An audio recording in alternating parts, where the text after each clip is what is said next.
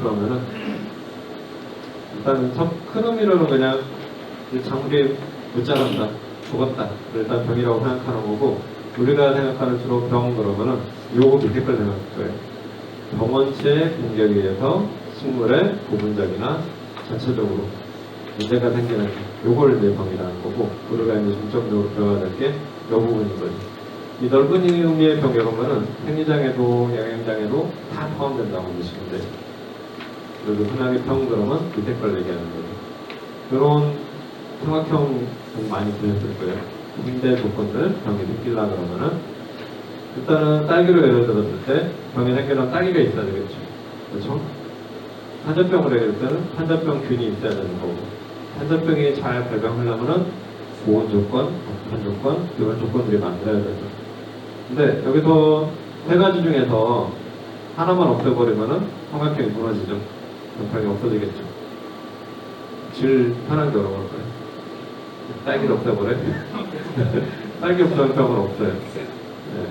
일단 셋 중에 하나만 없애면 돼요. 네, 딸기는 없앨 수 없으니까 둬야 되고, 일단은 병원체를 없애려면 어떻게 되겠어요? 병든 거를 없애버리거나, 아니면은 환자병 같은 경우는 치료제가 있으니까 치료제를 쳐가지고 균을 사멸시키거나, 둘 중에 하나예요. 그렇게 안 된다 그러면은 병이 발생할 수 있는 환경을 없애주는 거죠. 고온이면은 온을 떨어뜨려주고, 다습한 조건이면은 다습하지 않게 해주고, 그런 조건들을 만들어줘야 된다는 거죠. 그래서 둘 중에 하나를 우리가 조절을 해줘야지만이 병이 새로 오거나 왔다가도 많이 번지거나 그런 것들을 막아줄 수가 있는 거죠. 그래서 병이 두드리는 거 보죠. 병 대신 빨리 없어지면 돼요. 약 잘 치면 되고. 그리고 저항성 품종 많이 나온다 그랬잖아요. 뭐 고추도 아까 칼라병 저항성 품종, 환자병 저항성 품종 많이 나오고, 바깥처술도 바이러스 저항성 품종이 상당히 많이 나와요. 딸기 같은 경우에는 저항성 품종이라고 따로 나오진 않아요. 근데 특정 품종이 특정 병에 강한 그런 건 있어요. 우리가 제일 많이 아는 사량이라는 품종은 일단은 흰가루병에 제일 강해요. 지금까지 나와 있는 딸기 중에서는 제일 강하다고 보시면 돼요. 그래서 흰가루병 나는 진짜 잡을 자신이 없다. 토양을 재배하는데 흰가루병한테 진다 그러면 다른 품종 절대 하시면 안 돼요. 다른 품종들은 어마무시하게 힘든 경우가 많아요. 지금 많이 들어보셨던 하이베리, 비타베리, 홍이, 킹스베리, 흰가루병 다 약해요. 너무 심하게 말해서 밀가루 뿌린 것처럼 되는 경우가 많아요. 지금 홍이라는 품종 들어보셨잖아요. 홍성에서 나오는 홍성의 희망 그래가지고 홍희예요. 그 품종이 지금 육묘하고 있는데, 육묘 조금만 흰가루병 관계 소홀했던 것들은 진짜 밀가루 뿌린 것처럼 뽀얗게 다 덮여 있어요. 그 정도로 흰가루병이 되게 심해요. 딸기 같은 경우에는 저항성 품종이라고 딱히 이렇게 나오진 않은데, 특정 품종의 특정 병에 좀 강하다 그런 것들은 좀 있긴 해요. 약하거나 강하거나. 그래도만 흰가루병 강한 거는 토양 품종이다. 토양 품종이 다른 병에도 전체적으로 조금은 강한 편이고요. 병원체들이 요래들 때문에 이제 병이 생기는 거잖아요. 특히 제일 많은 게 곰팡이하고 세균이고, 아까 얘기했던 바이러스 부분들, 얘네들 때문에 개생을 하고 있는 거죠. 곰팡이 얘네들이 이제 작물체에 들어오는 여러 가지 이렇게 많으니까 맨날 병이 오는 거죠. 직접 침입하는 거, 자연계보를 통한 침입하는 거, 이건 어떻게 할 수가 없어요. 수시로 약치는 방법밖에 없는 거예요. 그런 거는 균이 있으면 언제든지 들어올 수 있다는 거잖아요. 곰팡이들이 직접 침입하는 거는 어차피 이걸 어쩔 수는 없어요, 우리가. 근데 맨 밑에 건 우리가 주의할 수가 있는 거예요. 상처를 통한 침입. 특히 딸기 같은 경우에는 잎작업도 수시로 해주고, 꽃도 따주고, 열매도 따고, 그럼 계속 상처가 나는 거잖아요. 그러면은 이런 곰팡이들이 항상 이렇게 주변에 많이 널려 있는데, 상처가 많이 나면은 당연히 줄 들어가겠죠. 그래서 모든 작물들도 그렇지만은 딸기도 그렇고, 주로 손을 따거나 과일을 따거나 꽃을 따거나 수시로 해주는 작물들은 되도록이면 흐린 작업을 안 하려고 그러는 거예요. 딸기는 그래도 다른 작물에 상처가 지백이 좀 빨리 마르는 편이에요. 지백이 많은 작물이 아니다 보니까. 근데 토마토나 멜론이나 수박 이런 애들은 순이 되게 굵잖아요. 따면 상처가 오래 남아있어요. 지백도 많이 나오고. 그럼 특히 멜론이나 수박이나 이런 하는 분들은 흐린 날은 절대 작업을 안 하려고 해요. 상처가 안 마르다 보니까 그 자체로 물러서 썩어 들어가는 경우도 있고 거기로 균이 들어가는 경우가 상당히 많거든요. 저희는 상처를 통해서 침입하는 걸 막으려면은 되도록이면은 상처를 조금 내는 게 좋은 거고 흐린 날에 작업을 잘 안 해주는 게 좋은 거고 만약에 작업을 했더라도 바로바로 약재를 살포해주는 게 좋은 거죠. 특히 살균제 같은 경우는 딸기 뭐 잎작업 쭉 했다, 꽃작업 쭉 했다 그러면 바로바로 약재 살포해주는 게 그래도 다른 병들이 들어가는 거를 크게 막아줄 수가 있는 거죠. 세균도 마찬가지예요. 세균 같은 경우도 똑같아요. 곰팡이 들어가는 거하고. 소금은 아침에 일행 나오고 그런 데도 있잖아요. 그런 데로 조그마하니까 그런 데도 들어가기도 하고 꿀 나오는데 머리에 꿀 빨아먹는데 거기로 곰팡이 들어가는 경우도 있어요. 요거 병원군 전염 방법인데 요거를 되게 그냥 별 신경 안 쓰는 분들이 상당히 많아요. 근데 요것 때문에 병원 옮기는 경우가 정말 많아요. 다 우리가 간과하고 있는 겁니다. 특히 바람 부분은 공기전염성 병들은 다 빨리 옮겨요. 곰팡이병, 흉가루병들은 하우스 안에 일단 앞에 생겼다 그러면은 오풍기 많이 쓰잖아요. 유동팬도 막 돌리잖아요. 만약에 앞쪽에 오풍기가 있고 앞쪽에 흉가루병이랑 곰팡이병이 왔다 그러면은 바람병 확 번져요. 오풍기 틀면은 뒤에까지 순식간에 한동이 다 감염이 되는 경우가 많아요.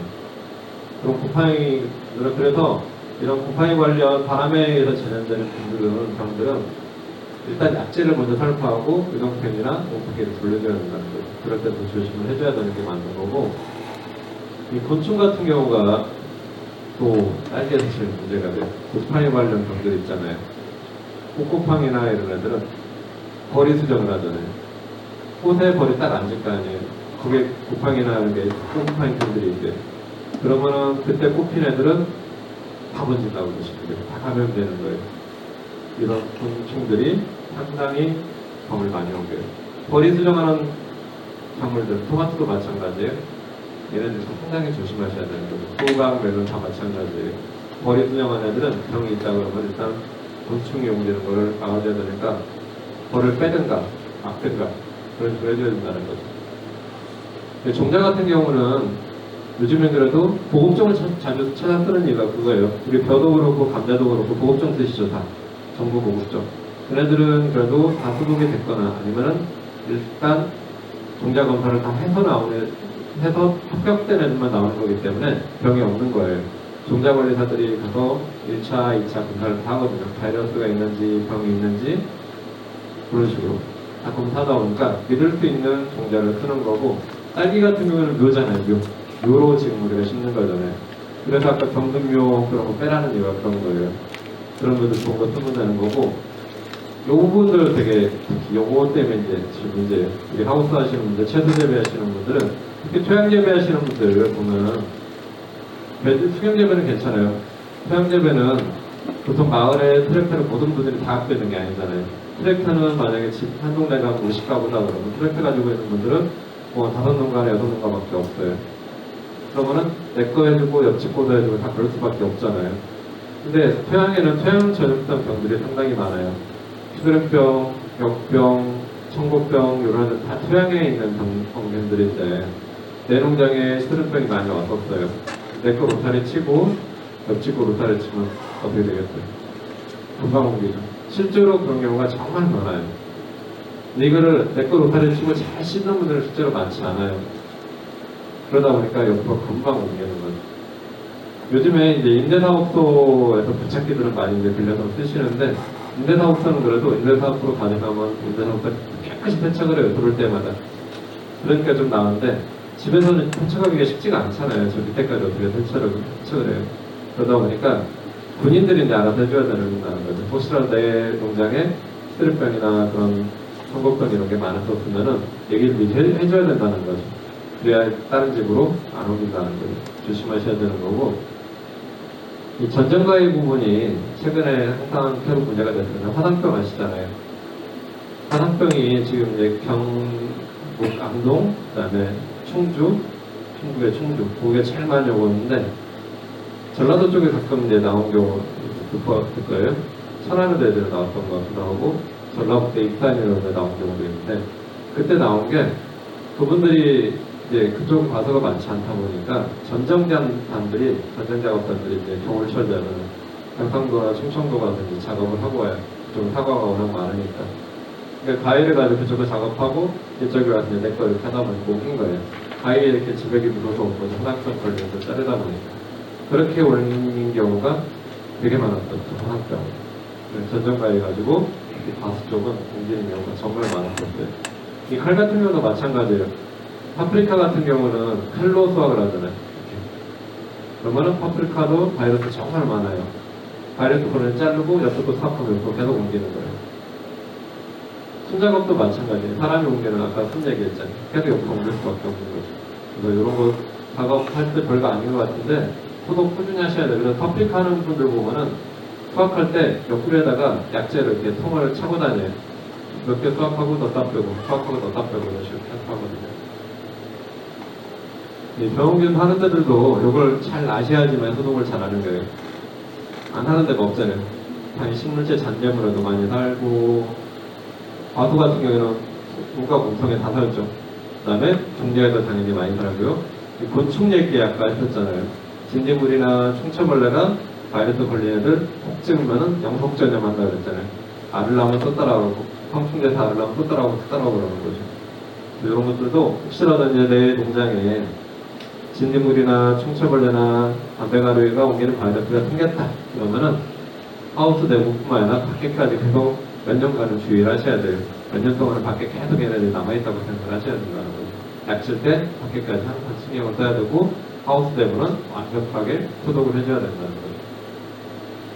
병들이 보통 이게 크게 세 가지로 나눠지는데 종자전염성 병, 공기전염성, 토양전염성인데 요즘에 종자들은 소독도 잘 돼 있고 전문 종자 회사에서 다 종자를 구입해요.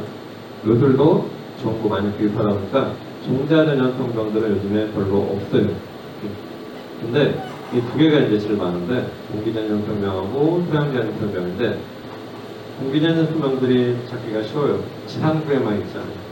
약재를 옆에 살포하면 제가 죽어요. 근데 토양전염성 병들은 땅속에 있잖아요. 작물이 재배되고 있는데 땅으로 어떻게 약재를 넣기가 애매한 거예요. 찾기가 힘들죠. 스트림병, 청국병, 역병 이런 애들이라서 찾기가 힘든 거예요. 실제로 그래서 공기전염성 병들이 방제는 더 쉬운 거죠. 빨리 번질 수는 있지만은 갖기는 쉬운 거예요.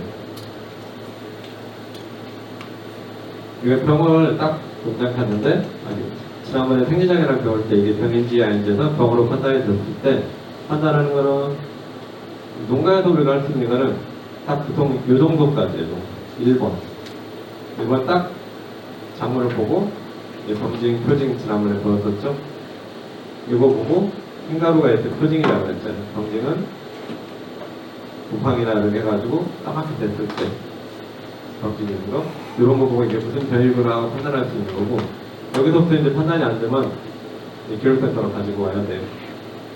전문기관으로 가져가야 되는데 전문기관이라 해봤자 어차피 진흥청 아니면 농업기술원이에요. 결국은 교육센터를 통해야 된다는 거죠. 교육센터 들어와서 이거를 현미경으로 보고 그래도 안 되면은 이제 선보로 넘어가는 거죠. 대항을 해야 돼요. 이게 대항을 해서 균을 증식을 시킨 다음 현미경으로 가서 병균마다 생긴 게 다 달라요. 특정하게 생겼기 때문에 현미경 보면 이거 보고 이게 파접병이구나 이런 주름말 때문에 알 수가 있는 거예요. 대부분의 교육센터에서는 2번까지는 대부분 해주는데 3번부터는 이제 해주는 데가 있고 안 해주는 데가 있어요. 학문학기가 다 있어야지만이 할 수 있는 거고 현미경을 제대로 다룰 수 있는 직원들이 있어야 되는 거고요. 보통 그래도 2, 3번까지는 작물을 많이 하는 시더라우스가 많이 하는 지역들은 교육센터에서 3번까지 해주는 거고 3번 이상 넘어갔다 그러면 이제 기술원이나 농촌진흥청으로 보내야 되는 거예요. 정말 궁금할 때는 예방업과에 써야 되는 거죠. 근데 농촌진흥청이나 기술원 보낼 때도 그냥 다이렉트로 보내면 안 해줘요, 절대. 무조건 농업기술센터 통해서 공문을 발송하고 해줘야 된다는 거예요. 그래서 여기까지 기술센터에서도 했는데 잘 모르겠다 그러면은 기술센터 요청을 하셔야 돼요. 진흥청에 이렇게 해서 의뢰를 해달라. 어떤 병인지, 어떤 바이러스인지 좀 판단 좀 했으면 좋겠다라고 해줘야 된다는 거죠. 이게 딸기에서 보면은 두 가지로 지금 살풍되어 있죠. 플러스. 두 가지가 같이 온다는 거예요. 보통 병을 우리가 방지할 때는 아니면 해충만 방지하든가 병만 방지해야 된다. 한 가지만 신경 쓸 수 없어요. 대부분은 장풀이파리하고 탄저병이 같이 오는 경우도 있고, 제일 많은 게 스트랩병 옆에 같이 오는 경우도 있고, 장풀이파리하고 스트랩병 같이 오는 경우도 있고, 26% 30% 꽤 많잖아요. 단독으로 오는 것보다는 같이 오는 경우가 꽤 많다는 얘기예요. 그럼 여기서 작은 스트랩병하고 장풀이파리를 들어볼게요. 닭이냐 알이냐, 닭이 먼저냐 알이 먼저냐예요. 항상 같이 상호 보완하는 거예요. 일단은 스트랩병이 걸리면은 안부 쪽에 이제 지압 쪽에 이게 물러져요. 작은 뿌리파리는 그런 데를 좋아해요. 물러지고 아까 이끼 끼고 그러는데 썩은 데 그런 거 좋아한다고 그랬잖아요. 거기다가 작은 뿌리파리가 알을 잘 낳는 거예요. 그리고 작은 뿌리파리가 알을 낳아서 구더기로 바꾸면 구더기들이 딸기 관부를 꽁꽁 뚫고 다니는 상처를 내는 거잖아요. 크게. 그럼 상처난 대로 스트랩병균이나 역병균이나 탄저병균이 잘 들어가겠죠. 아까 상처나면 좀 많이 들어갔다고 했잖아요. 그래서 스트랩병 많은 데는 작은뿌리파리도 많고 작은뿌리파리 많은 데는 스트랩병, 역병, 탄저병이 많다는 얘기예요. 근데 이 얘기를 왜 하냐면은 작은뿌리파리가 보였다, 관절했다 그러면은 탄저병이나 역병이나 스트랩병이 올라오는 게 상당히 높다는 얘기예요. 그래서 같이 방제를 하거나 미리 예방차를 방제를 하든가 잘 눈여겨봐서 조금이라도 먼저 발생이 되면 바로 방제를 해주라는 얘기예요. 그리고 스트랩병이나 역병이나 탄저병이 많이 있다 그러면은 분명히 장뿌리파리 애들이 여기다 알을 잘 낳아 들어갈 거란 말이에요. 장뿌리파리 방제도 같이 해주는 얘기예요. 대부분의 투경재배에는 이렇게 같이 오는 경우가 상당히 많다는 얘기예요. 딸기도 그렇지만은 다른 작물도 이런 경우가 상당히 많이 있다는 거예요. 그래서 대부분 농가분들이 한 가지만 본다는 거예요.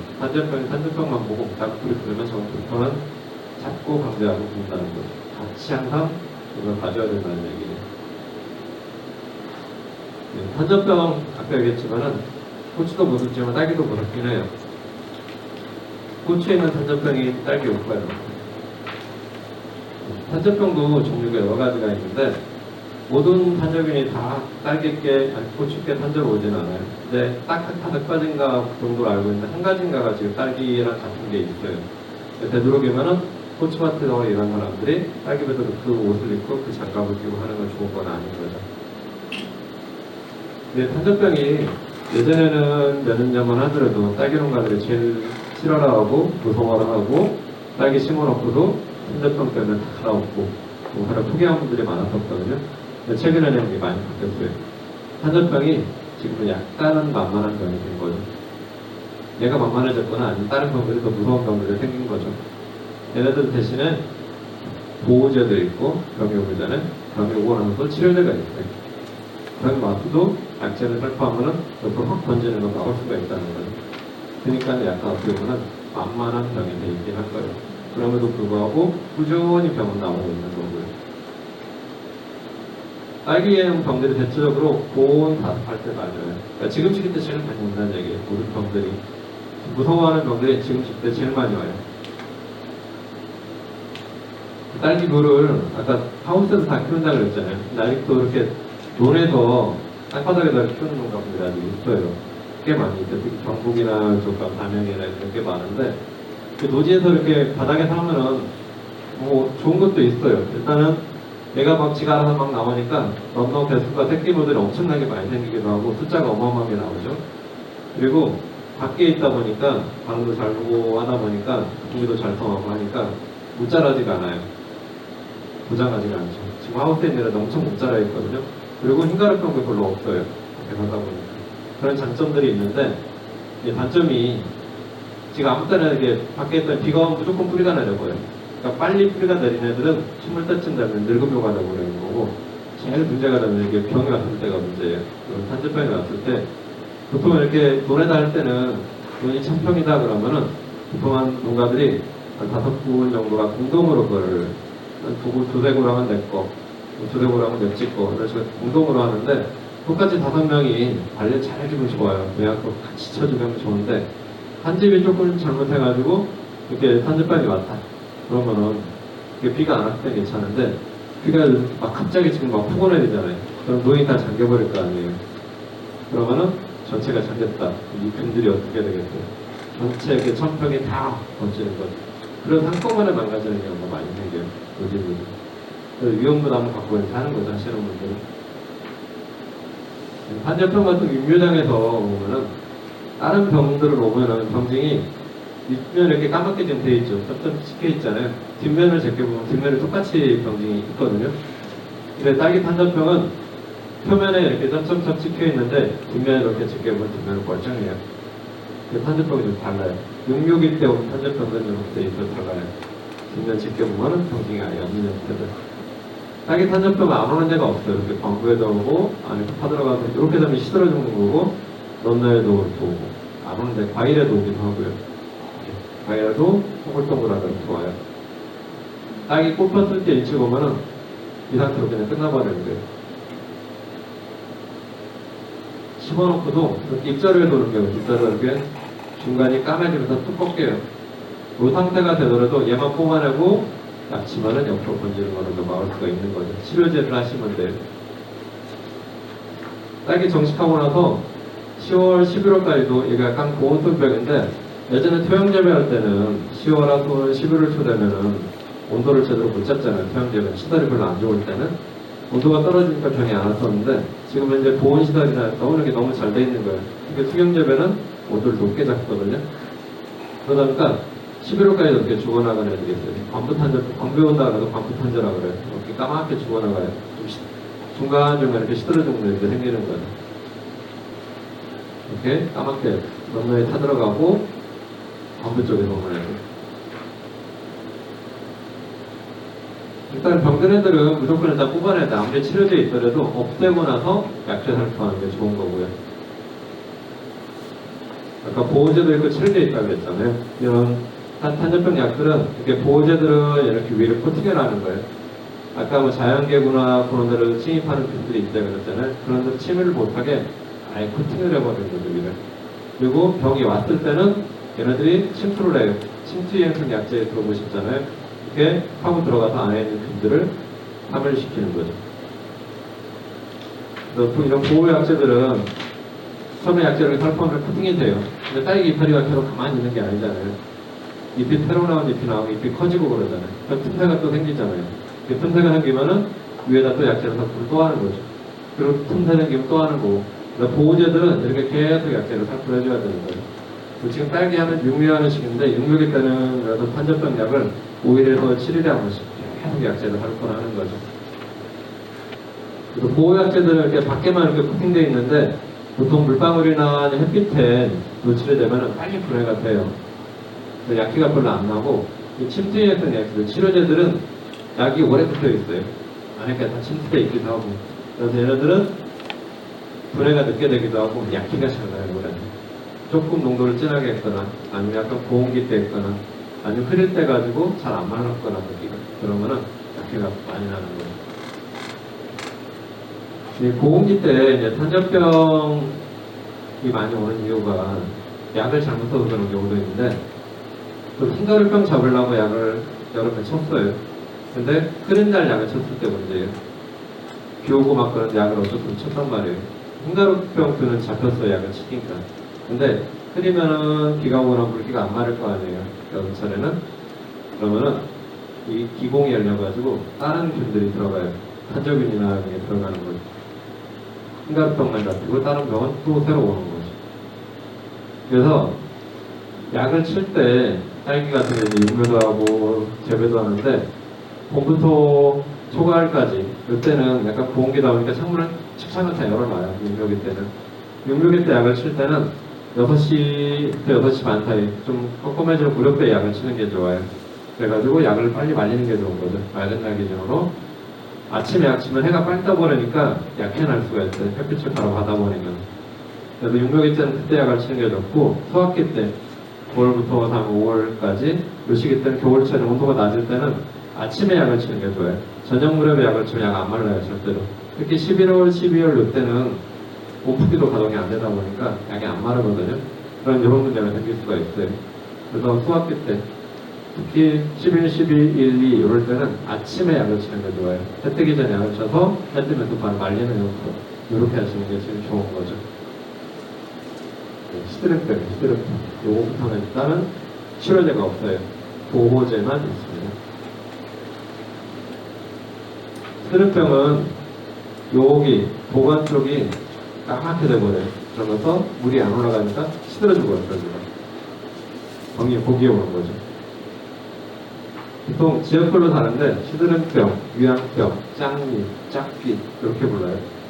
지금은 부분적으로 시드름병이라고 부르는데 예전 분들이 위암병이라고 부르는 분들이 있고 짝잎이나 짝귀라고 부르는 이유는 딸기 이파리가 3개가 똑같아야 되는데 사이즈가 이 시드름병이 걸리면은 초기 증상들이 잎이 짝잎이 나와요. 2개만 크고 하나가 적거나 하나만 크고 2개 적거나 이런 식으로 나오는 거예요. 그러니까 짝잎으로 나오는 거예요. 짝잎이라고 그러고 짝귀라고 그러고 그런 식으로 부르는 거예요. 양분이 골고루 안 올라가다면 이쪽이 막히거나 그러면 이쪽 편이 이제 안 올라가요. 그러다 보니까 이쪽에 양분 전달이 잘 안 되니까 조그맣게 나오는 거예요. 그래서 짝잎으로 나오는 거예요. 이런 식으로 잎이 2개 나오고 잎이 쫙 안 퍼지고 2개 크고 하나 조그맣고 이런 식으로 나오는 거예요. 만약에 이렇게 잎이 바뀌었다 그러면은 이미 병이 걸린 애들이에요. 얘네들은 2, 3 증상이 이제 시들어 죽는 건데 이 정도 증상이 됐다 그러면은 균이 시드름병들이 지하부에 있는데 여기에만 있는 게 아니라 옆에 있는 포기가 이만큼 번져 있다고 보시면 돼요. 얘네들이 물 타고 옆으로 헤엄을 치기 때문에 물 때마다 점점 옆으로 번지는 거예요. 그래서 혹시 시드름병 걸린 애들은 치료제가 없다 그랬잖아요. 일단 무조건 뽑아내야 돼요. 빨리 발견해서 빨리 뽑아내는 게 옆으로 균 번지는 걸 막을 수가 있는 거예요. 빨리 뽑아내고 여기다가 약을 사서 포기관을 해줘야 돼요. 쭉 부어줘야 되는 거죠. 여기만 부어주는 게 아니라 옆에 끝까지 얘네들도 위험하니까 같이 약을 좀 먹어서 병 걸리지 말아라 그러고 옆에 있는 포인트까지 같이 부어줘야 된다는 거죠. 그래야지만 옆으로 번지는 거를 막아줄 수가 있는 거예요. 심어놓고도 이렇게 증상들이 잎이 쫙쫙 펴져야 되는데 일단 시드름병 걸린 애들은 잎이 안 퍼지고 이렇게 위축이 되어 있어요. 붙어 있거나. 그래도 표시가 나요. 현미경으로 보면은 균 색깔들이 다 다르다 그랬잖아요. 시드름병균들은 이렇게 손톱 깎아놓은, 조금 더 손톱 깎아놓은 것처럼 생겼어요. 흰딸처럼 생겨있어요. 현미경으로 보면, 대량에서 보면. 그래서 잎이 얘네들은 3개 중에서 하나가 작거나 2개, 하나가 작거나 하나나 2개가 작아요. 그래서 이런 식으로 표시가 나는 건 색깔이 일단 변하기도 하고요. 일단 시드름병이 한번 왔다 그러면은 소독 안 하면은 10년 가까이 남아있어요. 그러니까 또 오고 또 오고 그러는 거죠. 그러니까 토양이든 배지든 수영접이든 시드름병이 왔든 안 왔든 무조건 소독을 하시는 게 좋은 거죠. 육매장에서 일단은 재배할 때는 육매장에서 일단 좋은 묘 골라야 돼요. 육매장에서 시드름병을 무조건 빼고 주는 게 좋은 거고 정식할 때도 좀 이 색깔이 이상하다. 좀 잎이 짱잎이 나왔다. 그런 애들은 안 심으시는 게 좋은 거죠. 약재들이 다른 애들처럼 많지가 않아요. 이것도 보호제밖에 안 되는 건데 프로본, 미르본, 후가이드 뭐 요런 정도밖에 안 되는데 얘네들은 주로 이제 반주를 해줘야 되는 약재들이에요. 지하부에다 부어줘야 되는 거죠. 근데 얘는 약재들도 좀 문제가 되는 자주 하는 문제되는 애들이 있어요. 이 프로본 같은 경우에는 망간이 되게 많이 있어요. 망간이 많다 보니까 자주 이렇게 부어주면은 망간이 많아서 가리결핍이 나올 수가 있어요. 망간 과잉 현상이 나오거나 문제가 생길 수 있고 특히 프로본 같은 경우에는 얘가 이제 시드름병만 보호하는 게 아니라 탄저병도 듣고 흰가루병도 듣고 그다음에 꼬꼬팡이도 듣고 여러 약재를 다 써요. 되게 좋아라 해야 된가 분들이 많이 써요. 근데 프로본은 또 연면살포를 많이 하잖아요. 좋은 약이니까 자주 하잖아요. 얘들이 외화돼 버려요. 바닥에 쭉 가라앉아 버려요. 특히 그래서 8월달에는 육매장에다 이렇게 많이 안 써요. 키가 너무 적어져 버리기 때문에 심어놓고도 얘네들이 안 커요. 그래서 프로본은 좋은 약이긴 하지만은 조심해서 써야 되는 거고 이 코스타이드도 마찬가지예요. 코스타이드는 약간 파란색으로 돼가지고 잎에 묻으면 되게 보기 싫어요. 뻐래가지고 얘는 주로 간주 처리해주는데 얘네들도 구리가 많아요. 구리 성분이거든요. 결국은 구리가 많다 보니까 간주 처리를 한 2번 이상 하잖아요. 그러면은 새로 나온 잎들이 노래져 버려요. 철결핍 돼버려요. 그래서 문제가 될 수가 있어요. 코스타이드 같은 경우도 자주 간주 처리하는 건 절대 안 좋은 거죠. 이런 간주하는 약재들은 그때 조심하셔야 돼요. 곰팡이병은 지난 작기 때 정말 많았었어요. 당연히 끓이고 그러면은 햇볕 날 맞고 습도 없고 그럼 당연히 많이 오겠죠. 이런 식으로 되면 안 되겠죠. 이렇게까지는 되지는 않아요. 일단 저온다 습도 많이 오고 고온다 습도 많이 오고 지난 겨울에는 저온다 비벼서 1월달, 2월달, 12월달에 엄청나게 많이 왔었죠. 일단 딸기는 꽃대에서 나올 때는 이 전체가 이렇게 꽃받침도 빨개지지만은 이 부분이 밝아지는 경우가 있어요.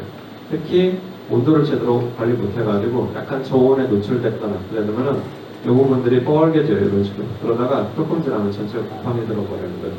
이렇게 전주 증상이 나왔을 때 바로 약재 살포를 해줘야 된다는 거죠. 습도도 낮춰줘야 되고. 이런 식으로 그 다음 진행되면 이렇게 아마 이 정도 되면 이제 소화기 되더라도 팔아먹을 수가 없는 거죠.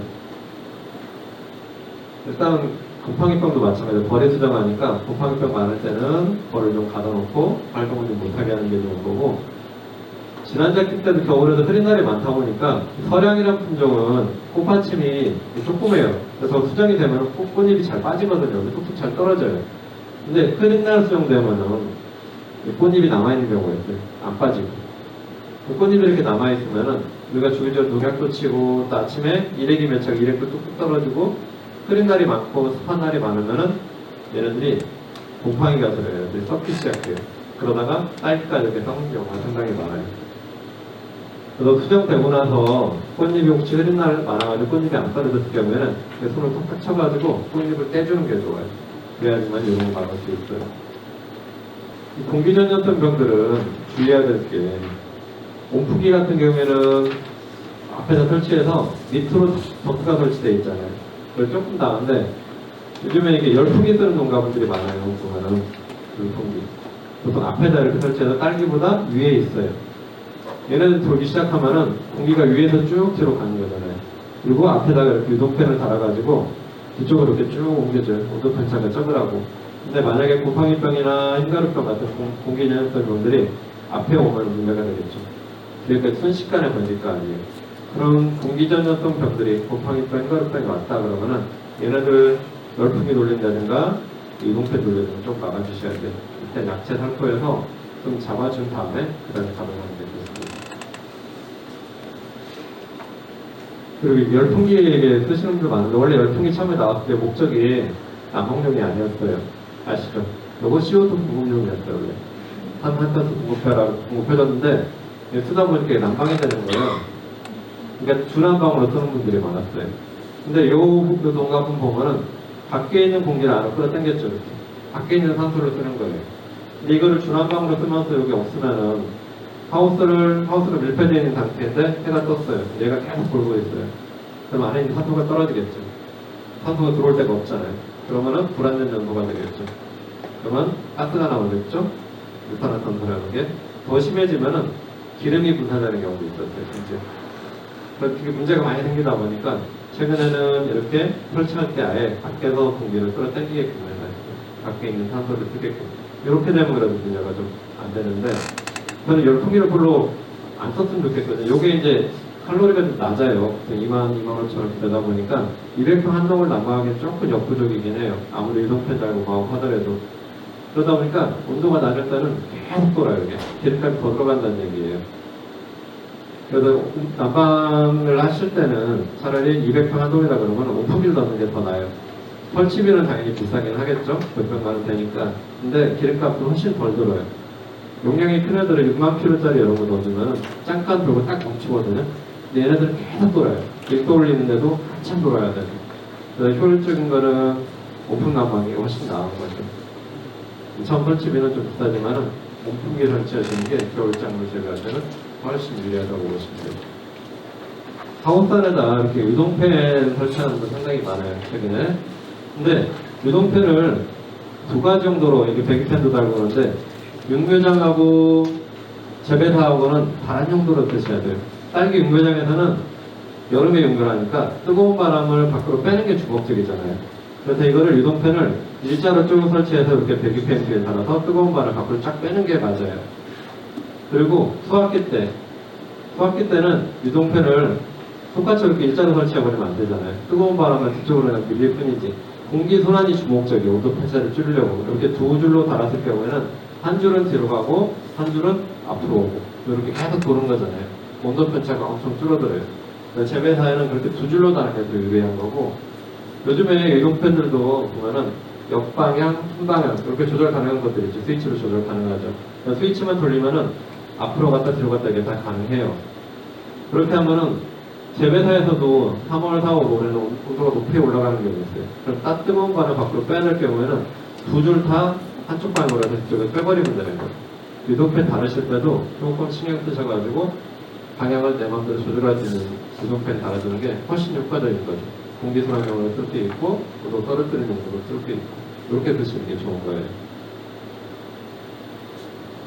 흰가루병 같은 경우는 약제는 많이 있어요. 치료제도 많이 있고 많이 있는데, 흰가루병이 문제가 되는 게 변이가 너무 많이 생겨요. 우리 코로나 계속 변이 생겼죠. 지금 또 변이 생겼다고 또 많이 유행한다고 그러잖아요. 흰가루병도 변이가 너무 많이 생겼어요. 그러다 보니까 예전에 잘 들었던 흰가루병 약들이 지금 안 듣는 약들이 많아요. 정가고 되게 많이 툴툴거리세요.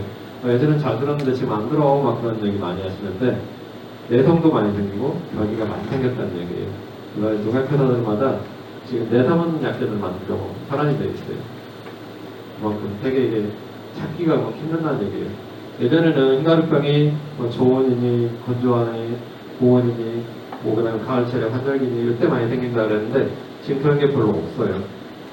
1년 내내 계속 생겨요. 그만큼 변이가 많이 생겼다는 얘기예요. 그래서 1년 내내 조심해야 된다는 거죠. 육묘기 때도 흰가루병이 오고 소학기 때도 계속 흰가루병이 오고 흰가루병 시험품 정도는 이렇게 뽀얗게 뒤집어 씌워지는 경우도 있어요. 전체적으로. 서량 같은 경우에는 흰가루병 강하다고 그랬잖아요. 서량은 흰가루병이 이렇게 뽀얗게 덮어 씌워지기 전에 일단 꽃잎부터 감염돼요. 꽃잎 감염될 때는 이런데 과일이나 이런 데는 흰가루가 안 묻어 있어요. 이렇게 꽃잎이 분홍색으로 바뀌었을 때 꽃작업 하실 때 꽃잎이 예쁘네 그러고 그냥 지나가지 마시고 그냥 흰가루병이 감염됐구나 라고 생각하시면 돼요. 이때 바로 약재를 살포하시면은 좀 전 사진처럼 뽀얗게 되는 거 막아줄 수가 있는 거죠. 그래서 이렇게 특정 조건에 온다면 여기 이제 무시하셔야 돼. 1년 내내 조심을 하셔야 된다는 거예요. 그래서 일단은 병이 없는 써야 되고 혈양이 제일 강하다고 그랬잖아요. 혈양에 흰가루병 지면은 아까도 말씀드렸지만은 다른 품종 절대 하시면 안 돼요. 흰가루병 많이 오는 품종들을 뭐 논산이나 이런 쪽에서 딸기 워낙 많이 하잖아요. 논산에서 보면은 킹스베리, 한딸기 하시잖아요. 홍이, 하이베리, 비타베리 흰가루병 엄청 약한 품종들이거든요. 잘 잡아내면 돼요, 논산에서. 논산에서 보면은 제일 많이 쓰는 게 농약도 쓰기도 하고 클로렐라 계속 써요, 거기는. 클로렐라 논산 센터에서 딸기 워낙 많이 나오니까 꾸준히 공급해주거든요. 센터에서 공급하는 거는 보통 200배에서 300배로 살포하시면 돼요. 지금 홍성 바로 위에 홍성이 있잖아요. 홍성도 많이 쓰고 있고 그 다음에 논산도 클로렐라 상당히 많이 써요. 그래서 흰가루병 방지약은 제피코팡이병 방지할 때는 센터에서 공급하는 거는 200배에서 300배로 살포해 주시면 돼요. 이게 한 번 쓴다 그래서 농약처럼 딱 잡히는 게 아니라 이런 미생물들은 꾸준히 써주셔야 돼요. 2주나 3주 간격으로 계속 주기적으로 살포해 주시면 돼요. 특히 클로렐라 같은 경우에는 그런 바나나, 제피코팡이병이나 흰가루도 잘 됐지만은 봄철에 경도 떨어지고 그럽니다. 특히 사람은 봄 되면 경도가 뚝 떨어지잖아요. 물러지잖아요. 그럴 때 살포해주면 경도 당도가 좋아지는 부분도 있어요. 꾸준히 써주시는 게 좋고 바나나도 같은 경우에 흰가루병에 잘 잡혀요. 35%짜리 인터넷에서 사시면 되게 싸거든요. 화학약품 가격에 살려고 그러면 되게 비싸요. 근데 인터넷에서 사시면 2만원 채 안 될 거예요. 하셔가지고 흰가루병이나 제품코파인 거 왔을 때 한 마리에 30에서 40ml 타가지고 주기적으로 살포해주시면 돼요. 잘 잡힙니다. 그래서 작물보호제를 쓰려고 하지 마시고 특히 이제 흰가루병 내성이 잘 생기다 보니까 요거만 쓰지 마시고 이렇게 3가지 정도 해가지고 돌아가면서 쓰시면은 이제끔 훨씬 좋아지는 거죠. 꽃곰팡이가 지금 대상이 났어요. 제품곰팡이병은 이제 얘 때문에 무서운 상황이 되어버렸어요. 꽃곰팡이가 예전에는 이하방 제품부터 오기 시작했거든요. 1월달부터 오기 시작했어요. 최근에는 11월부터 오는 농가들이 있어요. 빨라졌다는 얘기예요. 오는 시기에 1화분 때부터 오는 거예요. 멀쩡해야 되는데 얘네들이 이런 식으로 이제 까매지면서 곰팡이가 앞에 있어요. 암풀 쪽에. 심해지면 얘네들이 진행이 되면은 전체적으로 이렇게 말라지고 버리는 거죠. 각대 곰팡이 걸린 애들 심할 때 보면 각대에서 보면 이렇게 생겼어요. 눈꽃핀 것처럼 생겨있죠. 요거 됐을 때 제일 먼저 하는 거. 그러니까 뭐라고 했어요?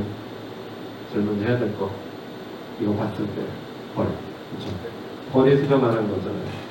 벌을 일단 딱 가둬놔야 돼요. 추우니까 때가 이제 11, 12월, 1월 특히 이제 1월, 1월 때는 1월 달 같은 데 빼진 못해요. 벌을 11월에 뺄 수는 있지만 벌을 일단 차단을 해놔야 되는 거죠.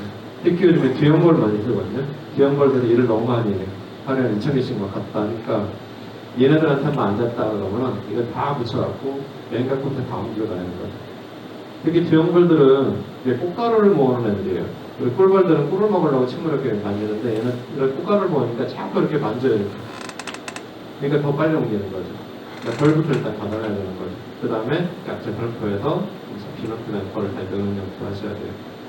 꽃곰팡이는 이거 꽃 작업할 때 제일 많이 발견해요. 꽃 작업할 때 색깔이 좀 이상하거나 그러면은 휴대폰을 확대해서 보세요. 휴대폰이랑 이제 카메라 모드로 잘 보이니까 그렇게 하면 여기까지는 확실히 안 보여도 어른도 까매가지고 곰팡이가 조금씩 보일 정도로 확대가 될 거예요. 바로 걔는 일단 무조건 따버리셔야 되고 벌 가다놓고 약재 발포하시고 얘네들 예전에 그냥 곰팡이병으로 되어 있었는데 2013년에는 별도로 분류가 됐어요.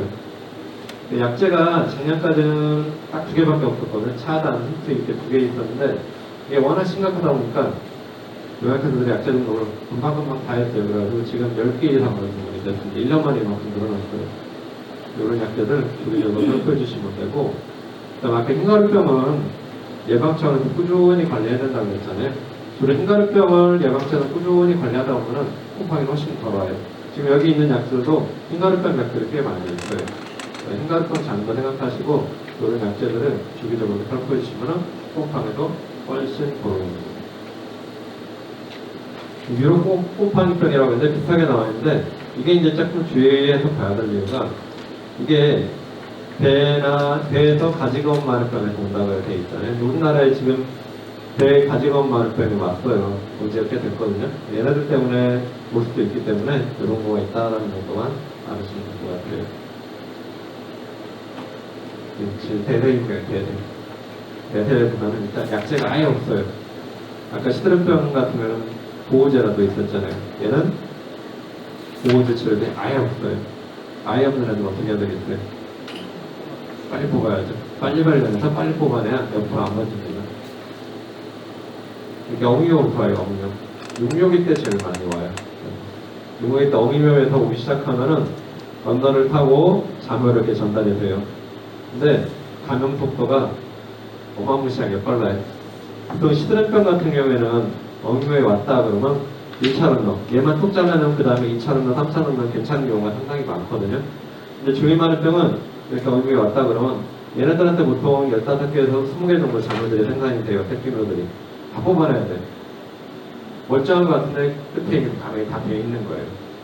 그만큼 감염 속도가 엄청나게 빠르다는 얘기예요. 그러니까 타격이 되게 심하죠. 제일 얄미운 게 또 얘네들이 뭐 5월달이나 6월 중순 이때 오면 괜찮아요.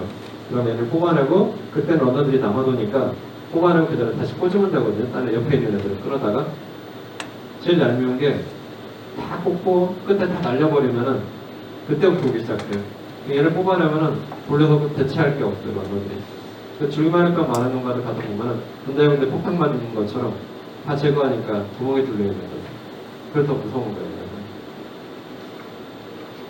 제일 착각하는 부분이 이거거든요. 심을 때 육묘장에서는 이렇게 까맣게 줄기마루병이나 줄기가 이렇게 까맣게 먹어 들어가는 거예요. 끝까지 다 먹어 들어갔잖아요. 근데 지단부가 살아있어요. 이렇게. 그러니까 농가분들이 파는 사람도 그렇고 심는 입장에서도 괜찮은 줄 알고 가서 심는 거예요. 심는 순간 죽기 시작해요. 지도 죽고 옆에 것들까지 깜짝 죽고 죽여요. 옮기면서. 그래서 이게 까맣게 먹어 들어갔다 그러면은 주의 많은 편일 수도 있고 아닐 수도 있어요. 헷갈려요 정말. 내가 구분 정말 할 자신이 없다 그러면 일단 제껴놓으세요. 나중에 가식해놨다가 보시면 쓰시면 되거든요. 요것 때문에 고생하는 분들이 정말 많아요. 중이말병 걸레들을 탈탈 털어보면은 뿌리가 다 뽀얗게 돼 있어야 되는데 한두 개가 이렇게 죽어있는 경우가 있어요. 얘네들도 처음에는 그냥 시드름병이라고 했던 똑같이. 근데 별도로 분류되어 있고 일단 육묘할 때 제일 많이 와요 이게. 어미옥 보는데 육묘할 때 신경을 좀 많이 써주셔야 된다는 거예요. 약재가 없다 보니까 이거저거 다 한번 해봐요. 여기 다 시드름병, 한전병 약들인데 하라고는 해요. 그나마 조금 뭐 예방과가 있다 그러는데 실제로는 잘 안 듣기는 해요. 일단은 빨리 발견해서 빨리 호소하는 게 제일 선택이라고 보시면 돼요. 네, 역병 같은 경우에는 짧게 역병이 꽤 와요. 근데 모르고 지나가는 경우가 많은데 역병은 육묘기 때 조심하셔야 돼요. 그러니까 딸기 육묘 안 하시는 분들은 별 신경 안 쓰시는 분들 소독만 잘 하시면 돼. 근데 육묘 하시는 분들은 육묘장에서 신경을 많이 쓰셔야 되는 거죠. 저는 육묘기 때 많이 하는 거거든요. 육묘기 때 7월달에 한 번, 8월달에 한 번 역병약을 이렇게 반주로 넣어주시면 돼요. 역병약들은 옆면설파하는 약들도 있고 밑으로 반주로 넣어주는 약들이 많이 있는데 역병은 주로 이제 지하부에서 오는 경우가 많아요. 그러다 보니까 반주로 넣어주는 게 더 효과적인 거죠. 정식하고 나서도 육묘장에서 안 한 것 같다 그러면 9월이나 10월달에 한 번 이렇게 반주로 밀어넣으면 좀 안정적인 거죠. 서량이 다른 병에 간다 이렇게 역병이 약한 편이에요. 서량이 다른 품종보다는 역병이 좀 잘 나온다고 보시면 돼요. 역병 걸렸을 때 딱 잘라서 반부 잘라보면은 이 맨 가운데가 점으로 까맣게 좀 까맣다가 좀 심해지면은 부분이 이렇게 뻥 뚫려 있어요. 보통 병들이 관부를 잘라보면은 어디에 병이 가는지가 나타나 그거에 따라서 역병인지 스트레스병인지 관부탄저병인지 알 수가 있는데 보통 역병은 이렇게 맨 가운데가 까만 점이 찍혀있게 이렇게 구멍이 뚫리는 거고 아까 시드름병은 아까 도관이 까맣게 된다고 그랬잖아요. 바깥쪽 말고 요 부분 정도가 이렇게 까맣게 돼서 물이 안 올라가는 거고 관부탄저병은 맨 바깥에부터 이렇게 까맣게 먹어 들어가요. 잘랐을 때 어느 부위에 병증이 있느냐에 따라서 어떤 병인지를 알 수 있는 건데 이렇게 병증을 볼 수 있는 거는 이미 다 시들어버리면 표시가 안 나요. 처음에 병증이 딱 나타났을 때 시드름 정도면 짝지가만 나왔을 때 그럴 때 잘라봐야지만이 알 수가 있는 거예요. 근데 시드른 다음에 잘라보면은 똑같이 다 까맣게 돼 있어가지고 몰라요. 탄닌 성분이 많아가지고 아예 다 까매져 버려요. 이렇게 어느 부위에 병증이 있느냐에 따라서 병을 구분이 가능합니다. 그래서 역병약들은 약질이 있는데 역병살포는 약보다는 반주로 처리하는 게 더 효과적이라고 보시면 되죠. 7월에 한 번, 8월에 한 번 예방국을 육묘장에서 반주해주면 좋은 거죠. 세균모문이병은 세균병이에요. 앞에 세균이 붙어있잖아요. 세균병들이에요. 얘네들은 검역 병해충이라고 되어 있잖아요. 국가에서 또 관리하는 병이라고 보시면 돼요. 화상병 그런 것처럼. 지금도 딸기 하는 지역에는 지금 현재는 공분이 많이 해마다 딸기 농가 전체 농가의 몇 프로를 조사해가지고 병이 있는지 없는지 결과를 올려라 그러거든요. 지금도 관리한다는 얘기예요. 이게 딸기에 나오는 병진 중에 이렇게 각이 딱딱 져 있는 병들은 없어요. 잘 동글동글하거나 길쭉하거나 그런 식으로 나오는데 이렇게 녹균병처럼 오이 녹균병이 이렇게 생겼거든요. 녹균병처럼 각이 딱딱 져 있는 경우는 하나도 없어요. 딸기 오는 병들 중에 표시가 바로 나요. 주로 이 세균모문이병 오는 게 경남에 사는 장이라는 품종 알죠? 길쭉길쭉한 거 거기서 제일 많이 오거든요. 근데 경남 쪽에서 묘를 사오시는 분들이 꽤 많아요. 거기는 서량하고 장애를 같이 운영하는 분들이 많다 보니까 장애에서 서량을 옮겨가지고 따라오는 경우가 가끔 있어요. 이런 병들이 많이 왔다. 증상이 그렇게 흔치 않다 보니까 왔다 그러면은 바로 보험교육센터에다가 얘기를 해주셔야 되는 거예요. 약재들은 마이신 계통들이 많아요. 또 세균병들은 마이신 계통들이 많아요. 약재를 이렇게 잘 안 듣지는 않거든요. 바로 그래도 병이 지금 나왔다 그러면 이것을 얘기를 해주셔야 돼요. 보통 딸기 이제 재배하실 때 고설 재배하시는 분도 그러고 이제 토양 재배하시는 분도 그러고 소독을 많이 하시는데 보통 이 네 가지 방법을 예전에 많이 했었어요. 첫 번째는 차 연구하면 락스 계통이에요. NADCC나 이런 락스 계통으로 하시는 분도 있고, 그다음에 두 번째는 과산화수소 계통, 페로산 계통으로 하시는 분도 있고, 그다음에 열소독, 딱 밀폐해가지고 온도 엄청 높잖아요. 밀폐해 놓으면은 온도가 50도, 55도, 60도 가까이 올라가요. 그렇게 소독하는 분도 있고, 맨 밑에는 가스 형태로 소독하는 분들이 있는데, 최근에는 락스 계통 그렇게 또 많이 안 써요. 세척하기도 힘들기도 하고 귀찮기도 하고 그러니까 연소도 별로 안 좋고, 세 번째 것도 열소독을 잘 안 하시는 이유가 요즘에 스마트팜이 그런 게 많이 도입되다 보니까 안에 센서들이 상당히 많이 들어가 있어요. 온도가 너무 올라가다 보면 센서들이 많이 틀어지거든요. 전기 아무리 내려도 좀 민감한 센서들은 많이 틀어져요. 그러니까 예전만큼은 많이 안 쓰시고 제일 많이 쓰는 게 두 번째 거, 네 번째 거. 첫 번째 거 이게 페로산 계통들 주로 이제 과산화수소가 주성분인데 여기는 방법이 얼마나 배지를 포섭을 잘 시키냐에 따라 성능력으로 갈리는 거예요. 그 전체 배지가 물에 펑 담궈져 있어야 된다는 거죠. 희석된 약품에 24시간이나 48시간 정도 푹 담궈져 있어야지만 효과가 나타나는 거고, 맨 밑에 이 가스 형태들은 메탄소듐이라는 약재인데 이거 상품명이고요. 얘네들은 가스 형태니까 밀폐를 내가 얼마나 완벽하게 시켰냐에 따라서 성능력으로 갈리는 거예요. 밀폐를 제대로 안 해서 가스가 새나간다. 효과가 없는 거죠. 그래서 페로산 계통들은 비싸요. 페로산을 사려면 보통 막 6만원, 7만원 정도 할 거예요. 페로산은. 근데 페로산으로 소독하실 거면은 아까 포습 형태로 소독한다고 그랬잖아요. 주성분은 과산화수소예요. 그러니까 이걸 할 거면 과산화수 하시는 게 나아요. 과산화수소는 페로산 한 통 갖고 가지고 3통 사고 남아요. 조금 더 진하게 하시는 게 더 나아요. 이거 사셔가지고. 얘네들은 무조건 방법이 내가 완벽하게 포섭을 시켜야 된다. 그래야지 성공한다고 생각하시고, 포섭을 못 시키는 분들이 있어요. 스티로폼 베드들은 밑에 잠궈가지고 물을 채우는 분들인데 그렇게 하면 소독이 잘 되는데, 그런 방법이 아니다 보니까 조루로 이렇게 계속 왔다 갔다 하는 분들이 있어요. 위에서. 위에만 뿌리고 이렇게 다니는 거예요. 위에 표면은 몇 cm까지는 소독이 될 수 있는데 아래쪽은 소독이 안 돼요. 그렇게 되면. 그럼 다른 분들이 계속 올 수가 있는 거죠. 그래서 그렇게 밑에를 잠그거나 해서 물을 채우는 방법이 안 된다 그럴 경우에는 가스 형태로 소독하시는 게 좋은 거죠. 포트만 시키면은 절대 이건 소독 효과가 떨어진다는 거. 요거 이제 메탄소듐이에요. 메탄소듐 계통인데 메탄소듐은 가스 형태예요. 이렇게 밀폐를 하셔야 돼요. 완벽하게. 가스가 새나가면 안 돼요. 이렇게 밀폐를 완벽하게 테이핑 처리까지 다 했는데도 가스가 좀 미세하게 새나와요. 그러면서 안에 있는 애지간한 잡초들까지 다 죽이는 거거든요. 그만큼이나 독하다는 얘기예요. 독극물이에요. 사람도 조심하셔야 돼요. 소독해놓고 하우스 안에 들어가시면 큰일 납니다. 대신에 소독 효과는 확실해요. 선충, 스트레스 탄핵 효과 완벽하게 다 잡힙니다. 소독만 제대로 하시면. 이렇게 해놓고 들어가시면 안 돼요. 하우스 안에. 죽어요. 진짜 죽어요, 사람. 냄새도 독하게다가 일단 죽어요.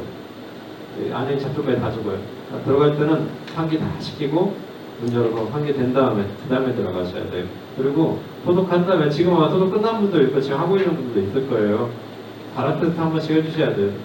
무배추 종자는 너무 금방 딱 나잖아요. 2, 3일 만에 넣었는데 안 나면 가스가 안 빠졌을 수도 있는 거기 때문에 그런 걸 되도록이면 귀찮아도 발화 테스트 해가지고 가스가 빠졌는지 안 빠졌는지 해주셔야 되고, 이거 워낙 독하다 보니까 이게 점적으로 밀어날 거 아니에요. 점적이고 앞에 양액기에서 들어가고 하잖아요. 양액기 관에 노즐에 조금만 남아있어도 나중에 딱이 정식화복이 조금만 밀려 들어갔다 딱이 다 죽어요. 그래서 세척을 엄청나게 잘 하셔야 돼요. 완벽하게 세척을 하셔야 돼요. 효과가 좋은 만큼 그런 위험들도 가지고 있다는 거예요. 사람도 위험하고 작물도 위험하고. 효과적으로 거는 그런 거 감내하셔야 돼요. 꼭 세척을 정말 잘 하셔야 됩니다.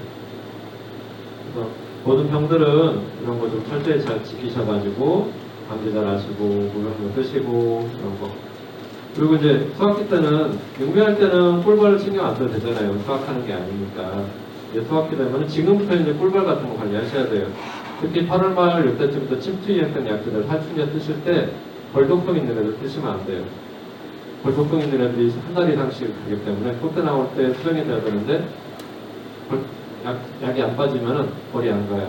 수정을 아예 안 해요. 다 기운만 나올 수도 있는 거니까 그런 거 신경을 쓰셔야 되고요. 이런 병들은 아까 공기전염성병, 소양전염병 얘기했잖아요. 공기전염병들은 글씨 쓰는 거 별로 없잖아요. 잘 잡힌다는 얘기예요. 주의할 게 많지는 않아요. 제때 관대만 잘 하시면 되는데 얘네들은 지하부에 있다 보니까 한 번 생기면 아까 시드름병이 10년 이상 있다고 그랬잖아요. 소독을 완벽하게 해야 되는 거고 잡기가 쉽지 않다는 거죠. 관리를 더 철저하게 해줘야 된다는 거죠. 일단은 걸리기 전에 조심하자. 그런 얘기예요, 이게. 그 약재는 보호제, 살균제 이렇게 올라가면서 드시고요. 보통 약재들은 뭐 탄저병이니 흰가루병이나 곰팡이병들은 보호제 치료들이 다 있어요. 그런 거 시기별로 조절해서 드시면 되고요. 특히 우리 딸기는 수확기 되면은 약재를 제대로 못 써요. 겨울철에다 이렇게 보니까 이렇게 많이 안 쓰긴 하지만은 그래도 병이 오거나 그러면 약재를 쓰긴 써야 돼요. 그러다 보니까 유기자재를 상당히 많이 쓰거든요. 특히 탄저병이니 스트렘병 이런 거 왔을 때 정말 뭐 농약을 잘 못 쓰니까 유기자재는 농산물 품질 관련해서 검색하시는 게 제일 빨라요. 모든 약재가 심사를 통과해서 합격되면은 여기다 다 띄워놓거든요. 먼저 여기보다. 다른 데뭐 검색할 필요 없고 농산물 품질 관련 홈페이지 들어가서 핸드폰으로 이렇게 검색을 하면은 밑에 PC 버전이라고 한 번 더 눌러주셔야 돼요. 컴퓨터로 가면 바로 컴퓨터 화면으로 뜨는 PC 버전으로 뜨는데 핸드폰으로는 밑에 PC 버전 한 번 더 눌러주시면 화면이 이렇게 떠요. 이렇게 뜨면 여기서 업무 소개란에서 맨 왼쪽에 있어요. 업무 소개에서 여기서 농자재 관리, 그래서 유기농업자재 조회, 공시조회라고 되어 있어요. 이렇게 화면이 뜨거든요. 보통 농약을 검색하실 때는 딸기하고 탄저병 이렇게 검색을 하는데 유기자재들은 병 이름을 쓰지 말아요. 아니, 그 작물 이름을 쓰지 말아요. 병이면 병, 해충이면 해충 이렇게 쓰시면 돼요. 탄저병 쓰면은 탄저병 약재가 쫙 뜨고 여기다가 진딧물 쓰면 진딧물 유기자재가 쫙 뜨고 그러거든요. 그러니까 작물하고 구분이, 작물 구분이 필요가 없다는 얘기예요. 유기자재는. 그렇게 하면 여기 다 뜨요. 회사들이 쫙 뜨거든요. 연락처까지 다 나오니까 전화하시면 댓글을 다 보내줘요. 그 친환경자재 만드는 회사들이 엄청 수십 개 있는데 그게 다 대리점 있는 게 아니잖아요. 그래서 전화하면 댓글을 다 보내주니까 그거로 쓰시면 돼요. 여기가 제일 빨라요. 유기농업자재는. 딸기뿐만이 아니라 유기자재 쓰실 때는 사업기 때 특히 상추 같은 경우나 이런 경우도 놓치는 경우가 많잖아요. 약재를. 그럴 때는 유기자재 쓰실 때는 여기다 검색해서 쓰시는 게 제일 빠르다고 보시면 돼요. 그 작물보조제도 이런 데들은 작물명 딸기면 딸기 치고 시드름병 이렇게 쓰잖아요. 거기는 좀 달라요. 병, 해충 이름만 딱 치시면 돼요. 작물보조제 협회나 여기 농약들은 두 군데서 많이 검색하시면 돼요. 여기도 작물명 치고 병 이름 치고 검색하시면 여기가 제일 빨라요. 굳이 농약방 가서 막 이렇게 막 찍고 그러지 마시고 여기서 검색해가지고 맞는 약 찾아가지고 농약방이나 농약 가져가지고 딱 찾으시면 돼요. 고생하셨습니다.